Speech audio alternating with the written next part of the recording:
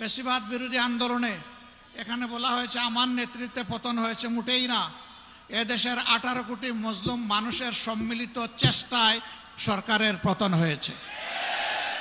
আমরা এই মূল ক্রেডিট আল্লাহ তাআলাকে দেই, আর জমিনের ক্রেডিট সমস্ত এদেশের জনগণকে আমরা দেওয়ার পক্ষে। আসসালামু আলাইকুম ওয়া রাহমাতুল্লাহ। আগেই বলেছি এটা কোনো সভা নয়, জাস্ট ওনার মজলুম ভাইয়ের, মজলুম নেতার প্রাথমিক অভিব্যক্তি ব্যক্ত করার একটা আয়োজন ছিল।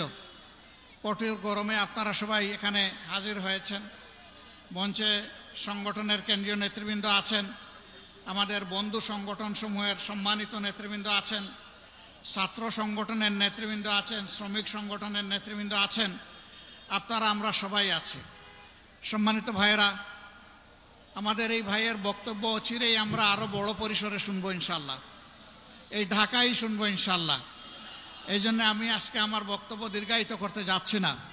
আমি শুধু আল্লাহ তাআলার শুকরিয়া আদায় করি যে মানুষটাকে দীর্ঘ 14টি বছর ঘাড়ের উপর মৃত্যুদণ্ড দিয়ে যার উপর জুলুম করা হয়েছে, সেই আল্লাহ তাকে বাঁচিয়ে রেখেছেন, সেই মহান রব তাকে আমাদের বুকে ফিরিয়ে দিয়েছেন। আলহামদুলিল্লাহি রাব্বিল আলামিন।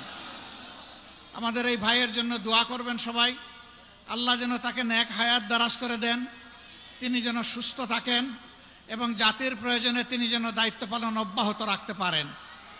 সম্মানিত ভাইয়েরা, ফ্যাসিবাদ বিরোধী আন্দোলনে এখানে বলা হয়েছে আমার নেতৃত্বে পতন হয়েছে, মোটেই না।